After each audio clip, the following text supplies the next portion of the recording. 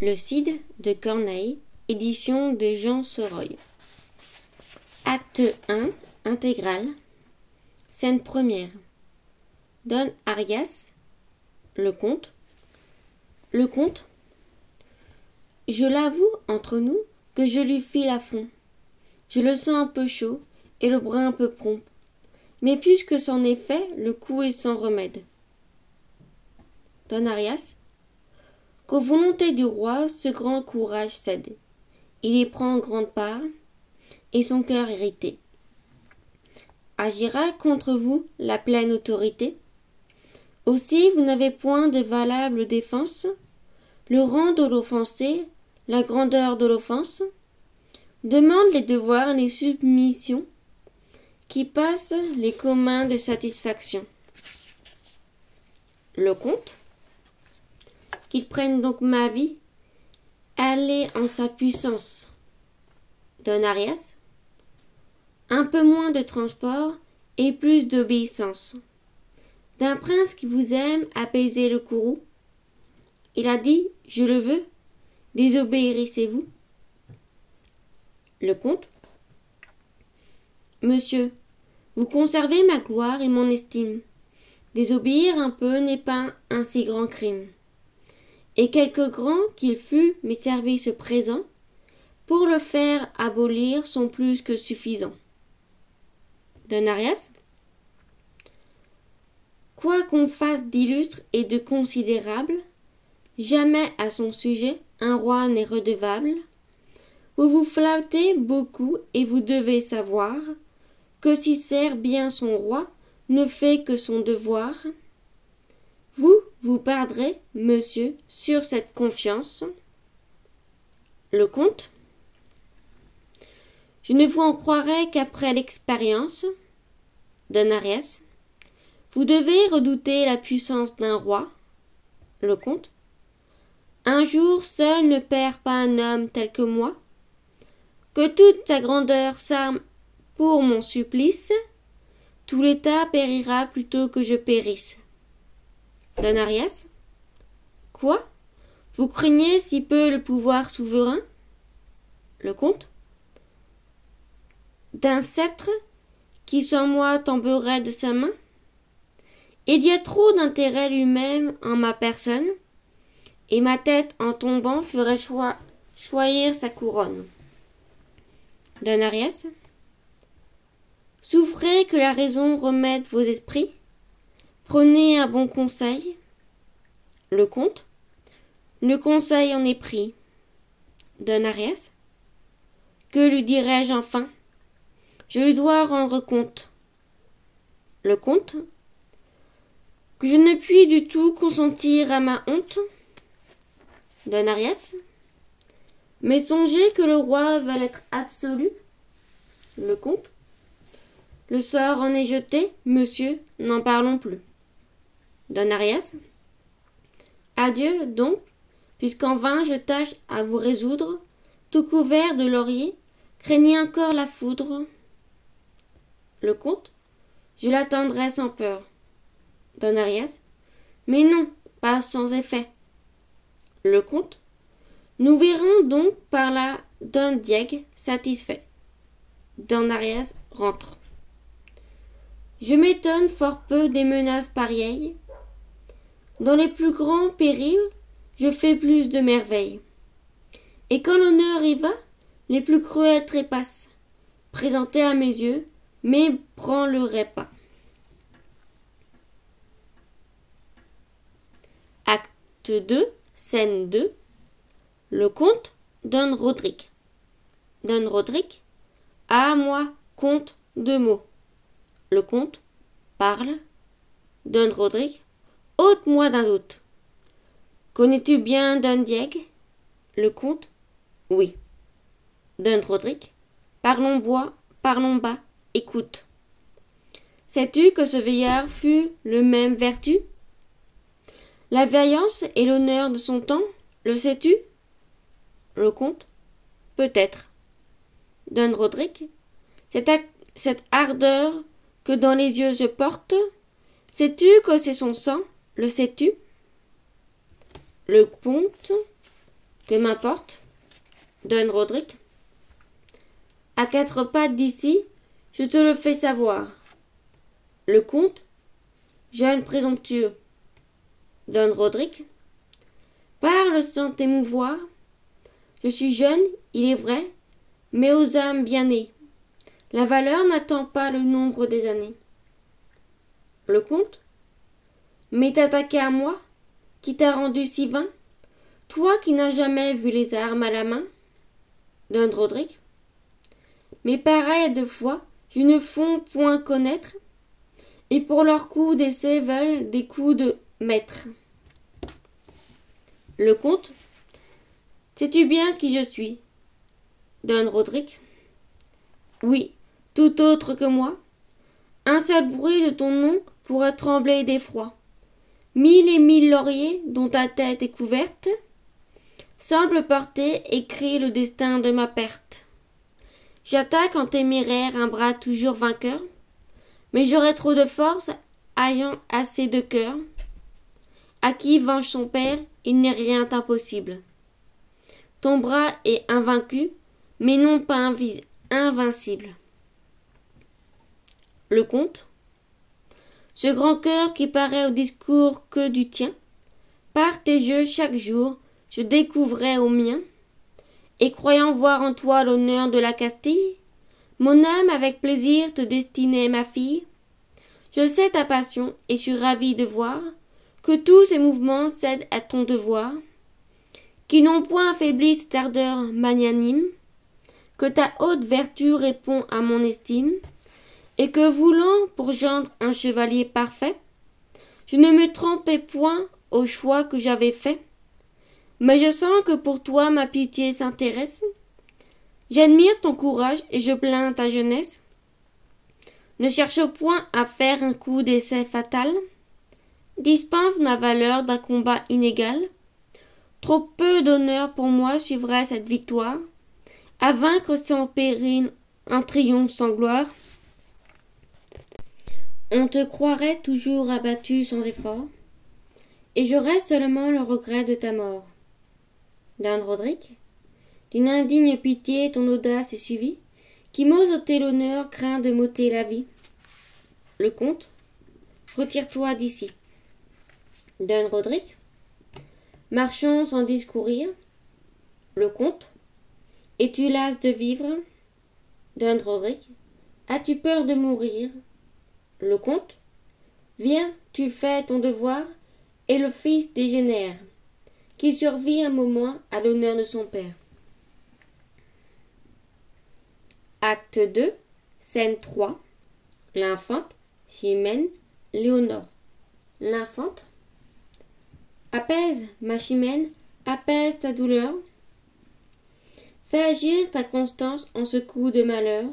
Tu reverras le calme après ce faible orage. Ton bonheur n'est couvert que d'un petit nuage. Tu n'as rien perdu pour le voir différer. Chimène. Mon cœur outré d'ennui n'ose rien espérer. Un orage si prompt qui trouble une bonasse. D'un naufrage certain nous porte la menace. Je n'en saurais douter de périr dans le port. J'aimais, j'étais aimé, et nos pères d'accord. Et je vous en contais la première nouvelle. Ô malheureux moment qui naissait leur querelle, dont le récit fatal sitôt qu'on vous l'a fait, d'une si douce attente à ruiner les faits. Maudite ambition, détestable manie, dont les plus généreux souffrent la tyrannie, impitoyable honneur, mortel à mes plaisirs, que tu ne vas goûter les pleurs et des soupirs. L'infante. Tu n'as dans leur querelle aucun sujet de craindre. Un moment la fait naître, un moment va l'éteindre. Elle a fait trop de bruit pour ne pas s'accorder, puisque déjà le roi les veut accommoder, et de ma part mon âme a des ennuis sensibles. Pour en terrir la source, il fera l'impossible. Chimène. Les accommodements ne font rien à ce point. Les affronts à l'honneur ne se réparent point. En vain, on fait agir la force ou la prudence. Si l'on guérit le mal, ce n'est qu'en apparence. la haine que les cœurs conservent au-dedans, nourrit des feux cachés, mais d'autant plus ardents. L'infante. Le saint nœud qui joindra Don Rodrigue et Chimène, des pères ennemis dissipera la haine, et nous verrons bientôt votre amour le plus fort, par un heureux hymen, étouffer ce discorde. Chimène. Je le souhaite ainsi plus que je l'espère, d'un dièque étroit altier, et je connais mon père. Je sens couler des pleurs que je veux retenir, le passé me tourmente et je crains l'avenir. L'infante. Que crains-tu? D'un veillard l'impuissance, faiblesse? Chimène. Rodrigue a du courage. L'infante.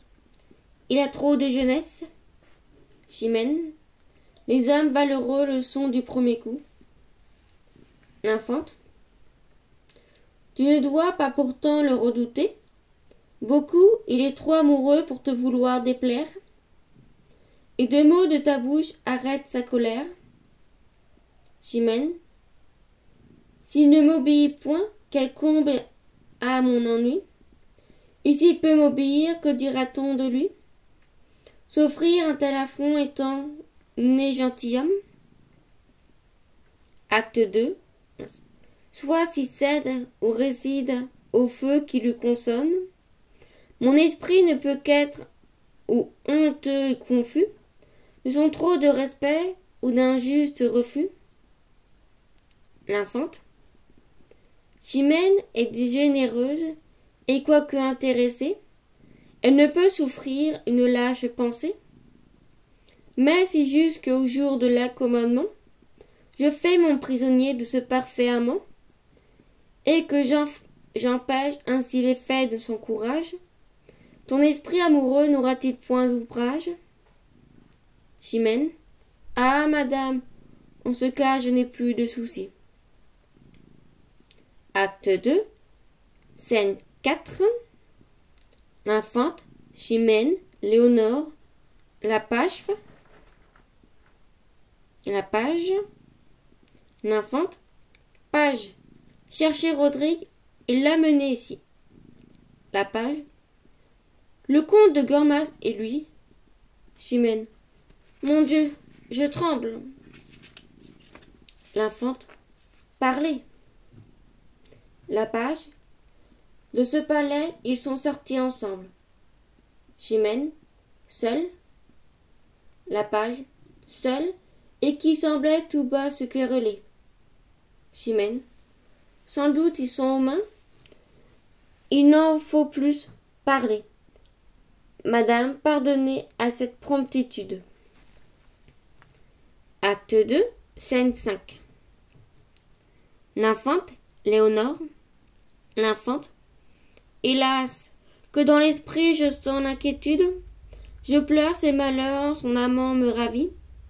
Mon repos m'abandonne et ma flamme révit.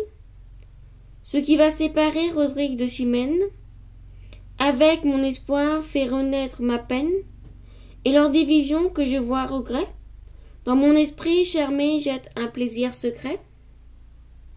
Léonore. Cette haute vertu qui règne dans votre âme, se rend-elle sitôt à cette lâche flamme? L'infante.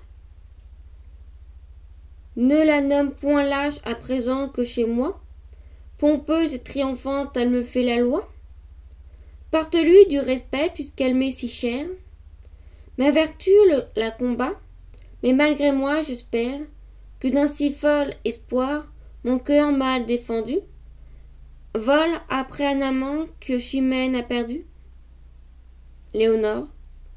Vous laissez choisir ainsi ce glorieux courage, et la raison chez vous perd ainsi son usage. L'infante. Ah, qu'avec peu d'effet on entend la raison, quand le cœur est atteint d'un si charmant poison, alors que le malade aime sans sa maladie, il ne peut plus souffrir que l'on y remédie. Léonore. Votre espoir vous séduit, votre mal vous est doux, mais toujours ce Rodrigue est indigne de vous. L'infante. Je ne le sais que trop, mais si ma vertu cède, apprends comme l'amour flatte son cœur, qu'il possède. Si Rodrigue, une fois son vainqueur du combat, si dessous sa valeur ce grand guerrier s'abat, je puisse en faire cas, je puisse l'aimer sans honte. Que ne fera-t-il point s'il peut vaincre le comte? J'ose m'imaginer qu'à ses moindres exploits, les royaumes entiers tomberont sous ses lois. Et mon amour flatteur déjà me persuade que je le vois assis au trône de Grenade. Les morts subjugués trembler en l'adorant, l'Aragon recevoir ce nouveau conquérant, le Portugal se rendre à ses nobles journées, porter de là les mers ses hautes destinées, au milieu de l'Afrique avouer ses lauriers. Enfin tout ce qu'on dit des plus fameux guerriers, je l'attends de Rodrigue, après cette victoire, et fait de son amour un sujet de ma gloire. Léonore. Mais, madame, voyez-vous porter son bras, ensuite d'un combat qui peut-être n'est pas? L'infante. Rodrigue est offensé, le comte a fait l'outrage, ils sont sortis ensemble, en font-ils davantage? Léonore. Je veux que ce combat demeure pour certains, votre esprit va-t-il point bien vite pour sa main? L'infante. Que veux-tu? Je suis folle, et mon esprit s'égare. Mais c'est le moindre mal que l'amour me prépare. Viens dans mon cabinet consoler mes ennuis, et ne me quitte point dans le trouble où je suis. Acte 2, scène 6. Le roi, Don Arias, Don Sanche, Don Alonso. Le roi. Le comte est si vain et si peu raisonnable. Ose-t-il croire encore son crime pardonnable? Don Arias. Je l'ai de votre part longtemps entretenu. J'ai fait mon devoir, si, et n'ai rien obtenu. Le roi. Juste cieux, ainsi donc un sujet téméraire a si peu de respect et de soin de me plaire. Il offense Don Diego et méprise son roi. Au milieu de ma cour il me donne la loi.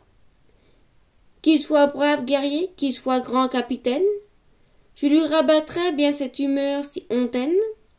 Fût-il la valeur même que le dieu des combats, il verra ce que c'est de n'obéir pas.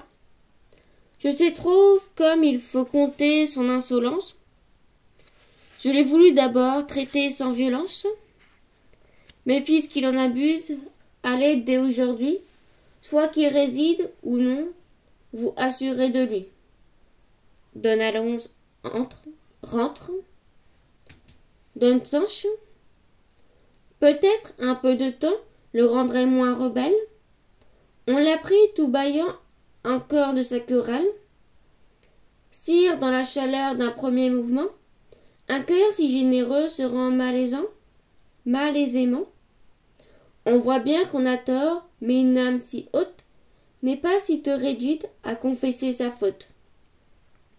Le roi. Don Sanche, taisez-vous et soyez avertis qu'on se rend criminel à prendre son parti. Don Sanche.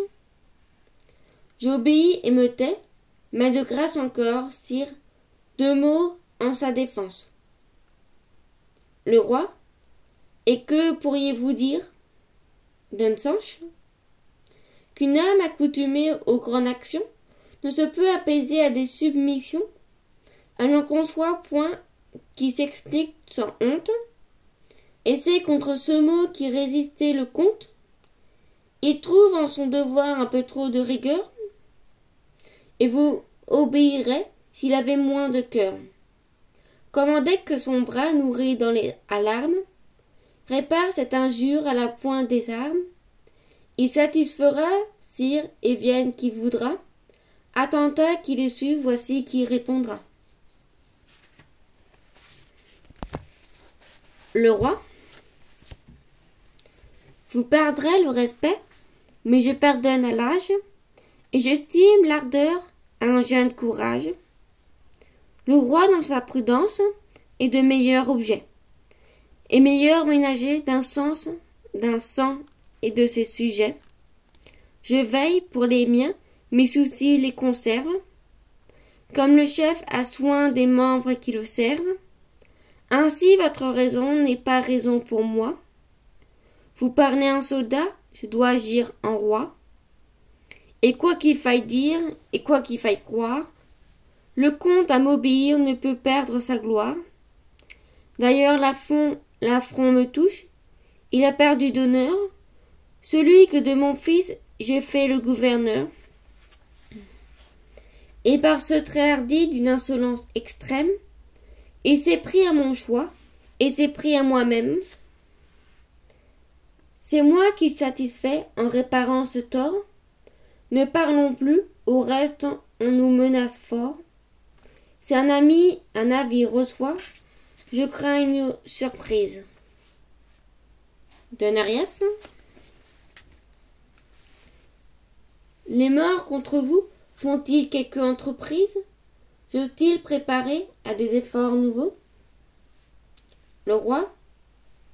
Vers la bouche du fleuve, on a vu leurs vaisseaux, et vous n'ignorez pas qu'avec fort peu de peine, un flux de pleine mer jusqu'ici les amène. De Narias. Tant de combats perdus leur ont ôté le cœur d'attaquer désormais un si puissant vainqueur. Le roi. N'importe. Il ne saurait qu'avec jalousie voir mon sceptre aujourd'hui rugir l'Andalousie. Et ce pays si beau que j'ai conquis sur eux réveille à tout moment leurs desseins généreux.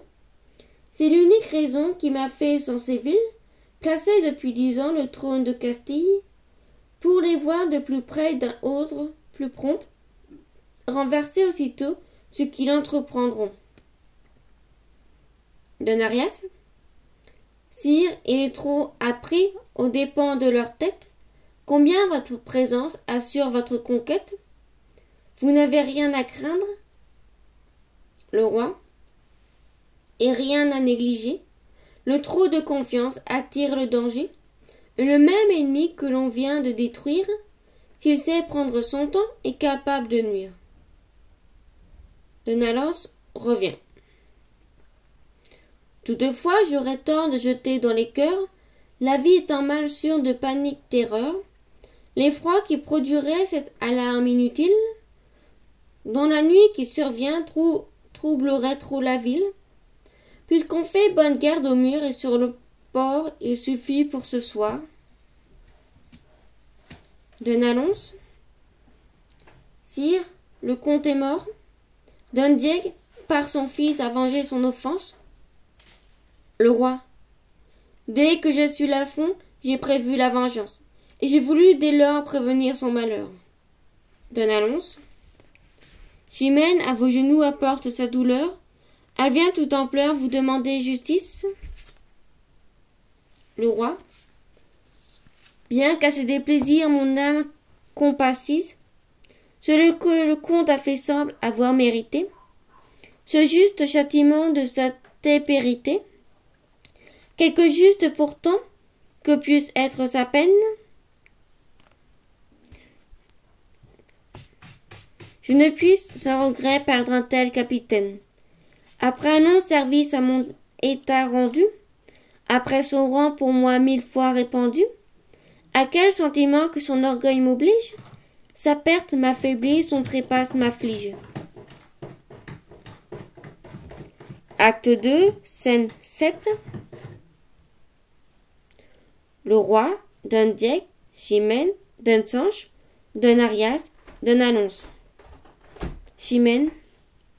Sire, sire, justice. Don Diego.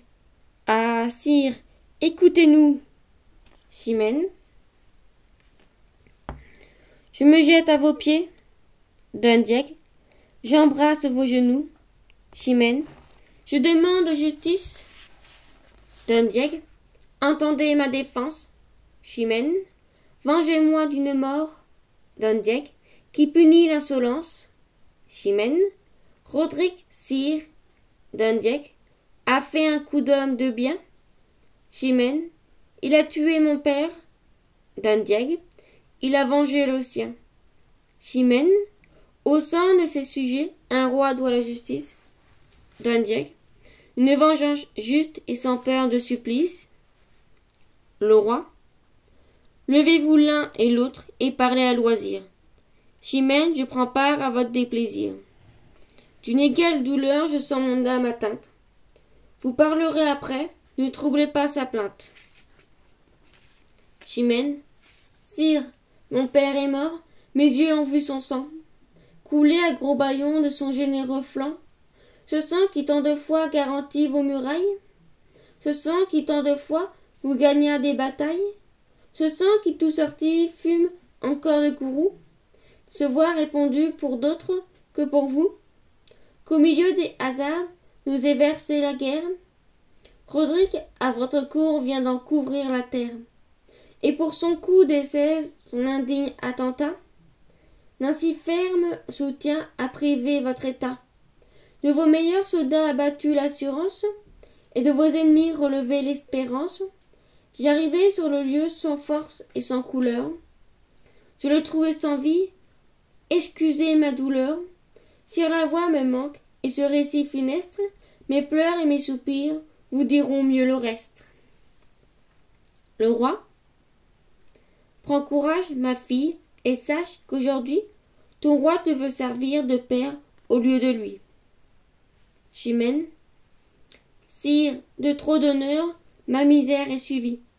J'arrivai donc sans force, et la trouvai sans vie. Il ne me parla point, mais pour mieux m'émouvoir, son sang sur la poussière écrivait mon devoir, ou plutôt sa valeur et son état réduite, me parlait par sa plaie, et hâtait par poursuite, et pour se faire entendre au plus juste des rois, par cette triste bouche elle empruntait ma voix. Sire, ne souffrez pas que sous votre puissance règne devant vos yeux une telle licence, que les plus valeureux avec impunité soient exposés au coup de la témérité, qu'un jeune audacieux triomphe de la gloire, se baigne dans leur sang et brave leur mémoire. Un si vaillant guerrier convient de vous gravir, éteint s'il n'est vengé l'ardeur de vous servir. Enfin mon père est mort, j'en demande vengeance, plus pour votre intérêt que pour mon allégeance. Vous perdrez en la mort un homme de son sang, vengez-la par une autre et le sang par le sang. Sacrifiez Dandieg et toute sa famille, à vous, à votre peuple, à toute la Castille. Le soleil qui voit tout ne voit rien sous les cieux, qui vous puisse voir payer un sang si précieux. Le roi Dandieg répondit. Dandieg, qu'on est digne d'envie, quand avec la force on perd ainsi la vie, sire, et que l'âge apporte un homme généreux, avec sa faiblesse un destin malheureux. Moi, dans le long travaux ont acquis dans ta gloire, moi que jadis partout a suivi la victoire, je me vois aujourd'hui, pour avoir trop vécu, recevoir un affront et demeurer vaincu. Ce que n'a pu jamais combat, siège, embuscade, ce que n'a pu jamais Aragon ni Grenade, ni tous vos ennemis, ni tous mes envieux. L'orgueil dans votre cour l'a fait presque à vos yeux, et souillé son respect l'honneur de ma vieillesse. Avantagé de l'âge et fort de ma faiblesse, sire ainsi ses cheveux flanchis sous les arnois, ce sont pour vous sévir, prodiguer tant de fois.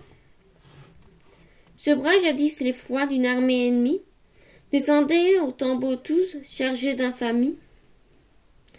Si je n'eusse produit un fils digne de moi, digne de son pays et digne de son roi, il m'a prêté sa main et a tué le comte, Il m'a rendu l'honneur, il lavé ma honte. Si montrer du courage et du ressentiment, si venger un soufflet mérite un châtiment, sur moi seul doit tomber l'éclat de la tempête, que le bras failli long en punit la tête, du crime glorieux qui cause son débat, sire j'en suis la tête, et n'en est que le bras. Si Chimène se plaint qu'il a tué son père, il ne l'a jamais fait, si je l'eusse pu faire. Immolez donc ce chef que les gens vont ravir, et conservez pour vous le bras qui peut servir. Aux dépenses de mon sang satisfaite, Chimène, je n'y résiste point, je consente à ma peine, et loin de murmurer d'un injuste décret, mourant sans déshonneur, je mourrai sans regret. Le roi, l'affaire est d'importance et, bien considérée, mérite en plein conseil d'être délibérée. Donne sens, remettez Chimène en sa maison, donne Dieppe, aura ma cour et sa foi pour prison. Qu'on me cherche son fils, je vous ferai justice. Chimène, il est juste, grand roi, qu'un meurtrier périsse. Le roi, prends du repos, ma fille, et calme tes douleurs. Chimène, m'ordonner du repos, c'est croître mes malheurs. Fin de l'acte 2.